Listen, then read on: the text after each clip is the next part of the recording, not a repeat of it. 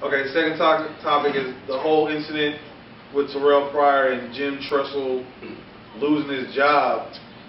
I don't even know what to say about it. I think it's unfortunate, but I think the pain of players has been going on for years. Matter of fact, that wasn't even the incident. It was because he sold memorabilia, right? Yeah.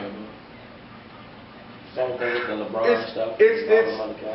I got mixed emotions about it because I understand what it is to be a college student and kind of want those fine things. And when you're an athlete, that is your job. I don't care what they say. You go to school to play ball. That's your #1 priority. And I mean, he was just trying to come up. He may have come from humble beginnings. You want to live that life. I'm not saying he went about it in the right way. I'm not saying it's right, but I think I understand where he was coming from. It's unfortunate Jim Tressel lost his job. I think he's a great coach. Well, first and foremost, never trust a man that wears a sweater vest. All right? Jim Tressel proved that he was dirty at Youngstown. But that's not even the topic. It's not even about Jim Tressel. It's really about the NCAA. They're ridiculous. Yeah. All right? Yeah. They make billions and billions of dollars a year in each sport. All right? And you're telling me that a college student on scholarship can't even get a job, a part-time job, to make $150, $200 a week just to get by during the school year. I was a college athlete. I know how it is. So, as for Terrelle Pryor, get your money. Sell whatever you want to sell. And never wear a sweater vest. My whole take on the thing is, just like I believe not just the student athlete. I believe every college goes through this. I think what it happens is you get 2 or 3 people that, for whatever reason, get mad at the organization or particular people or whatever and blow the whistle, because none of this stuff happens until someone snitches to the NCAA or whatever this and that. There's no probing at these schools until someone calls and finds out. So whether it be somebody that he didn't sign a jersey for or whatever this and that, you can go to every college campus and find this situation going on. The problem that I have with the whole situation is when a student athlete who, like you said, come from humble beginnings or whatever this and that, they have a black mark on them, whereas they might not be able to go to the league and make legitimate money for the rest of their lives or carry on and do these other things, whereas you have the white athletes or whatever that might have came from $300,000 homes who don't need this money, you know what I'm saying? But you got all these other things set up in place for them to succeed and go to the next level, whereas these other kids, it's like they slaves for real. Pro athletes can say they're modern day slaves, but college athletes are the real ones who are modern day slaves. On that topic, I'm gonna go left field from them. I think what he did is wrong, in the sense of rules is rules, right? If you know when you start playing football, your goal in life is to be in the NFL. So you have to do what takes you to get there. If that comes with struggling through college and making do, that's what you have to do to get you where you want to be. When you take shortcuts and try to cheat the system, it's always going to come, especially being a black male, it's always going to come bite you, either then or like Reggie Bush 5 years later. That just comes with being a black man. So I think that, once again, he was wrong for that. And like you said, most white people or athletes might come from a better home, but I think in that home that's teaching them, not saying they're not doing it, teaching them the rules and regulations.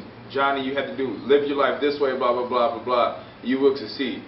And maybe in our neighborhoods, most of the time we teaching kids to cheat the system, and that's hurting us in the long run. Now, Terrelle Pryor, decent athlete, had a chance to go to the NFL, but you get negativity thrown at your name, and that's going to catch up to you. If you see a white kid with nice cars or whatever this and that, a lot of times first of all, they're thinking, oh, his family got enough money to buy that or whatever this and that. And a lot of these times, a lot of the highly touted or highly prospected athletes, they know their background already. You know what I'm saying? We hear about black young students. We know what neighborhood they was in. We know what kind of grades they had. We know you know what I'm saying, their mama's on crack, all this and that. We see these superstar or white athletes. It's like, man, I don't know where he came from. I don't know his family background until, you know, somebody do a report on him or something like that. Some special report, maybe his little brother got a disease or something like that. But it's never like, oh, he grew up in hard times and he had to take care of his little brother growing up and all. It ain't never that with them, you know? No, good. I think Baby touched on something too, man. But the whole trying to cheat the system, it does come back on you because shoot, USC had to forfeit their national championship, and it's like, when do you teach your kids that you're not bigger than anything else? But then we also, survival of the fittest. It's harder for black people to make it out there anyways. I just think he was put in a tough situation. To be honest, I hear what you're saying. I hear what Baby's saying. But to me, it just falls back on the NCAA. If Raphael is my top recruit and I take him to dinner outside of the recruiting time, am I really getting an advantage? Or if who was one of the ridiculous ones? A student athlete. Tattoos? No, not even the tattoos. I'm talking about in another school. I think at like a golf tournament, a recruit rode in like a golf cart, and that was a fine.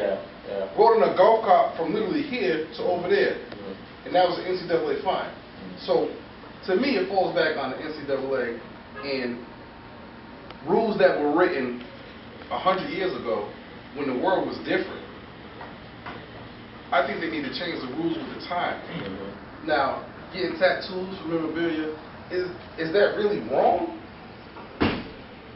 So if Bebe wants to go get a tattoo, and he's, let's say, you know what, I got this ring right here that I don't want. He's not going to get arrested for going to that tattoo artist, getting a tattoo, and giving the ring. But just because it was affiliation through the NCAA. But because he's an NCAA athlete, that's wrong. But if you know that, it's like this.